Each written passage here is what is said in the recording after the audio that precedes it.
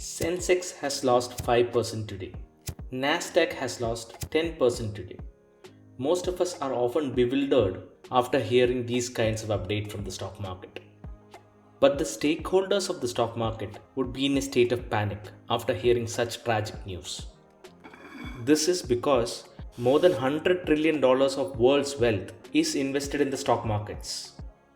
So if the stock market crashes, it is the world's wealth and financial stability that is going down the drain. As a country's economic prosperity is linked to how well its stock market does, governments take great care while devising policies regarding the same. But as a matter of fact, even huge investment conglomerates find it difficult to decipher the effects of market forces on the stock prices as well as on the economy. So they approach every decision on the stock market with extreme caution. But that is not the case with new age investors. Most new age investors entering the financial markets with dreams of growing his or her money multiple folds do not even flinch while pouring their hard earned money into it. And little do they know that even a small mistake can wipe out their entire fortunes within seconds. That is why participating in the stock market is often considered a risky affair. So, today we are here to decode all the unknowns about the stock market and how one can make the most out of it. We would be answering important questions like what is stock market? How does it work? How can we participate sustainably in the stock market? Etc. So without further ado, let's get started.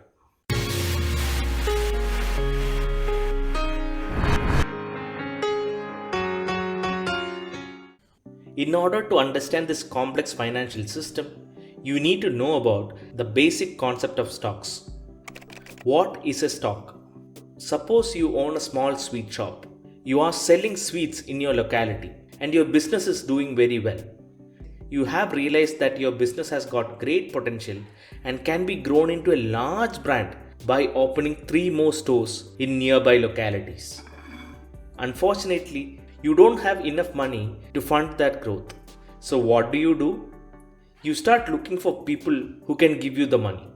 Fortunately, 2 of your friends approach you and agree to give you the money in exchange for a portion of your company. They want 40% of the company and are willing to give you 4 lakh rupees or 400,000 rupees for the same. You are really satisfied with the plan proposed by your friends. But you are in a state of dilemma because you don't know how to give out a portion of your company to your friends. This is made possible through the concept of stocks. Once you legally register a company, the ownership of the company is divided into a specific number of stocks depending on your requirement. Consider the same example.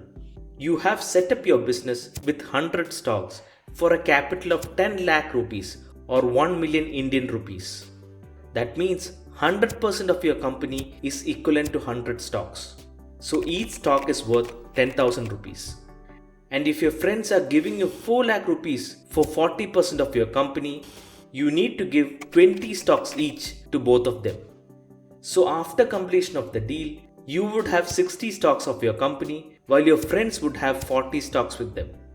Finally, you have raised the required money for expansion and opened the shop in 3 more locations. The revenue and profit of your company grew exponentially.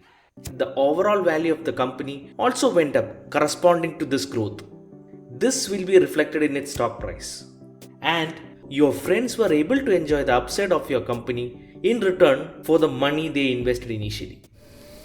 Stock market is where companies are listed in order to raise capital from ordinary public by selling their stocks. It is not only for companies. Even individuals can trade stocks of different companies with each other on the stock market. Millions of such trades and money transactions happen in the stock market every day. There are many stock markets in the world like New York Stock Exchange and the Nasdaq in the US and National Stock Exchange and Bombay Stock Exchange in India. The performance of these stock markets are gauged through its indices like Dow Jones, S&P 500, Nifty, Sensex, etc. The value of each index is extrapolated from the share prices of a specific number of stocks depending on the methodology employed by the operator. The fluctuating value of indices is what you normally see on the news. Stock market works on a typical demand and supply equilibrium. If the demand for a particular stock increases, so does its price. And when the demand falls, the price also begins to crumble. The supply and demand of a particular stock of a company are influenced by many factors like fluctuating price of materials, product demand, positive or negative news, leadership changes, government policies, etc. So it is not easy to make money in the stock market as many unknown factors affect the behavior of the stock prices. But as the stock market has been in existence for over 200 years, analyzing the data of the past will give us some clues on how it will behave in the future. So let us dig deep into the history of the stock market. How did it all start in the first place? One of the first versions of the stock market started in the 16th century. During this period, the Dutch merchants used to travel around the world and bring valuable goods with them to be traded in the European market. People in the Netherlands started to prosper because of this trade. The Dutch East India Company was one of the biggest beneficiaries of this trade. They used to send their ships mainly to America and Asia to bring tradable goods from those regions. In order to expand their business, the company decided to conduct trips to even farther locations. But this was an expensive affair. The farther the ships pursued, the more expensive each voyage got. So, in order to fund these voyages, the company turned to wealthy individuals in their land for money in return for a share of the ship's profits. Finally, they were able to raise the required funds and expand the company even more by conducting more such expeditions. This in turn created enormous wealth for its investors. This was one of the first documented investment techniques in the world. Although it paved the way to fund colonization efforts of European powers across the world, the concept of joint ownership evolved further to become the stock market of today. One of the first major events that shook the financial world and the global economy happened on 24th October 1929, a day which is referred to as Black Thursday. Dow Jones index in the US lost almost 50% of its value within 2 months. It was on a continuous decline and wiped out almost 90% of its value by 1932.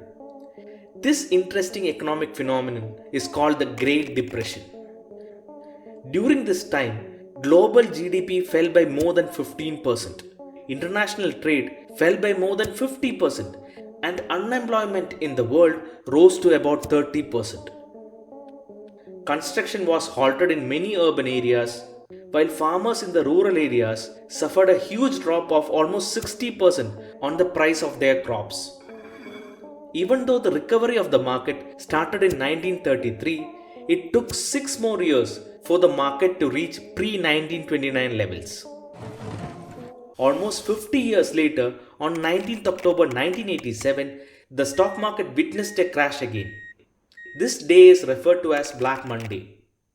This time, it started in the Hong Kong Stock Exchange and soon spread to various other exchanges across the world. Stock prices fell by almost 30% in most stock exchanges around the world. Even rational human conduct was questioned during this collapse. Another important event in the history of the stock market occurred between 2007 and 2009. This is when the housing bubble burst in the US. Financial markets witnessed sharp declines all over the world. Lot of companies filed for bankruptcy during that time. This included major financial institutions like the Lehman Brothers and Washington Mutual. Most recently, stock market crash occurred during the COVID-19 pandemic due to lockdowns across the world halting all major economic activity. We were able to observe 3 important things about the stock market from these financial disruptions. Number 1. Stock market is unpredictable. It has the power to catch everyone by surprise. Rational human behavior goes for a toss during such drastic events. So decisions on investing in stocks need to be carefully thought out. Number 2. Even though the stock market witnessed a huge fall during all these cases, it did recover in the long term and touched new highs. So staying invested in the stock market will definitely create wealth in the long term. Number 3. One has to be wary about the formation of a financial bubble. Sometimes the prices in the stock market might not be a reflection of the real value of a company or a commodity, but rather an inflated value. And this will eventually burst when reality strikes. One can learn more about financial bubbles by looking at the story of a simple tulip flower. This story is again from the Netherlands, and it happened in the city of Amsterdam. Amsterdam was a thriving metropolis in the 1600s. Residents of the city were the beneficiaries of wealth created by trading commodities all over the world. The Netherlands by that time had become a financial powerhouse, and it was the Dutch Golden Age. As more and more people became wealthy, brandishing their wealth to others became so common in the city. One item that stood out as a status symbol was tulip flowers, which were used to decorate flower gardens outside mansions. Tulips were preferred because of its intense saturated color and its exoticness due to limited availability. As the city grew more prosperous, the demand for tulips also grew with it. Suddenly, during the 1630s, a virus started affecting the tulip bulbs, causing the formation of tulips with flame-like streaks. This version of tulip was aesthetically more pleasing and even more scarce. This scarcity drove the already high price of tulip bulbs to sky-high levels. Thus, tulip mania started in Amsterdam. People were rushing to flower growers to buy tulips at exorbitant prices.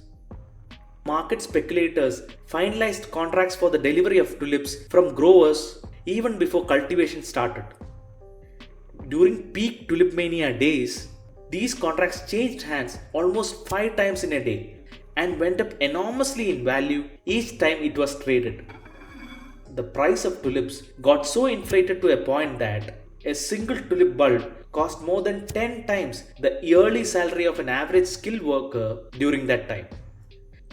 After all, it was just a flower used for decoration with no great value attached to it. Finally, when realization struck the public by around 1637, the demand for tulips started falling steeply, and so did its price.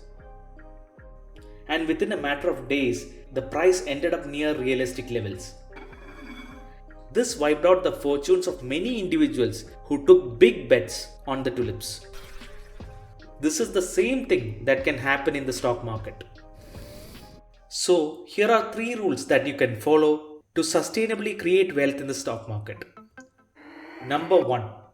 Focus on the long term rather than on the short term. Even though there have been huge disruptions in the stock market since its inception, it has delivered an average return of 10% year on year for the past 100 years. So if you have been investing in the stock market, you would have doubled your money every 7 years. Number 2. Spread your investment portfolio. Spreading your investments across a wide range of financial instruments such as stocks, bonds, gold, etc. will ensure that the overall risk of your portfolio is limited. Even in the case of stocks, spread your investments across industries and across multiple companies. Number 3. Employ the concept of dollar cost averaging while investing. Dollar cost averaging is the method in which you invest equal amounts of money in the market at regular intervals over a certain period of time without worrying about the share prices. This method helps to lower the average cost per share while buying a particular stock. It also majorly arrests the impact of volatility on stock prices. Also, if you don't have adequate knowledge about the stock market, investing in index funds would make more sense. Index funds are those that follow indices like Dow Jones, S&P 500, Nifty, Sensex, etc. In this case, you need not worry about managing your investments, as the exchange or the operator who is managing the index will do it for you dynamically depending on market conditions. Here, you are not betting on a specific company or an industry. Instead, your bet is on the long term growth story of a country or the world economy as a whole. In conclusion, let me tell you one last thing. Stock market can be equated to a sea of unlimited wealth, and entering it can transform your life completely. But not knowing how to stay afloat will result in you drowning into its deep trenches without any chance to escape. So be cautious while navigating through the dangerous high tides of the stock market. This is the reason why most people avoid participation in the stock market. But staying away from the stock market is an even riskier proposition. It is because money is constantly losing value every time you hold on to it due to inflation in the economy. So, you need to cultivate the habit of investing not to get rich fast, but to create wealth in the long term. Remember one thing, you have to let your money make more money for you. Thank you for watching. We will see you in the next video.